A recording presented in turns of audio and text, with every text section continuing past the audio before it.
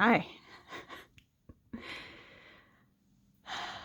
I'm laughing today because the question for today is, what is your biggest struggle in relating with people? And I'm just kind of laughing about it because the quick answer for me is, what is my biggest struggle in relating with people is not coming off like a weirdo in the first 5 minutes. Because I tend to want to talk about things that other people would consider kind of strange sometimes. I like to talk about my chickens a lot because it's a safe topic, but it's kind of an odd thing to switch into from small talk. And as much as small talk kind of irritates me because it's so shallow, plain, and next to nothing, I'm a bit of a professional at it because of my work. I work in a barbershop beauty shop. I do men's and women's hair. So I cut hair and make small talk for a living. But it doesn't really last that long. I can start out with your general pleasantries. How are you? How was your day? How was your week? How was your vacation? All of those things. But I would like to get right into anything else to talk about. And the biggest struggle that I have with relating with people and making conversations with people that are not like myself cognitively, so most of the world,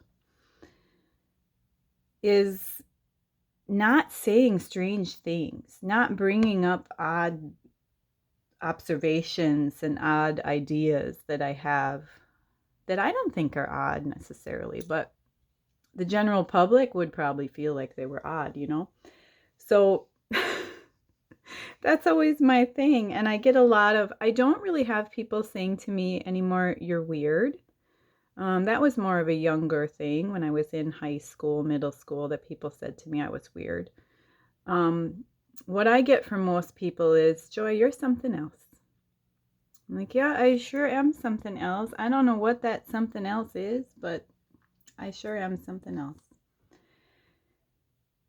So having a conversation, trying to build a relationship with a person that is different than myself, that doesn't think the way that I do, can be kind of awkward because I will ask questions and say things that are beyond that surface level, which I love, and I love conversations like that. But it can freak people out and make people uncomfortable if you immediately dive into that. And of course, I can't think of an example right off the top of my head. So that's just, but that is always my struggle when beginning new relationships or even having a conversation with somebody that I just met or somebody that's in my chair frequently, is to go right in, dive right in. And then I almost feel from them, they're like, whoa, what just happened to me? I did have one of my clients that I've seen for a long time. She's an older gal, and she had said, I don't know what happens to me when I'm around you. I just tend to kind of fall apart. And I'm like, oh, I'm so sorry. I don't know why I have that effect on people, but it does happen. And I can say that that happens to me as well when I am in the presence of another person like myself.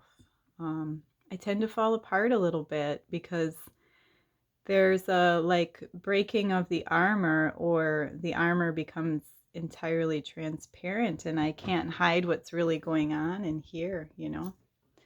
And I think because I am sometimes, or lots of times, able to do that for other people, see past what they're presenting, I then want to go right in and ask those questions and talk about those things that are a little bit more than the surface. And most people are generally just looking for the surface. And That's where I have troubles. And then after conversation or visit or chit chat, then I feel a little bit, not yucky, but I feel a little bit like, my gosh, Joy, why did you have to be like that?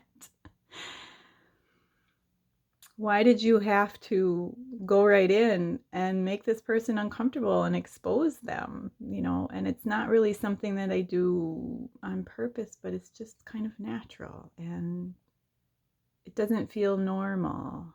And so a lot of times I'm like, I just want to be a normal person, but I don't know what that is and I don't know how to be that.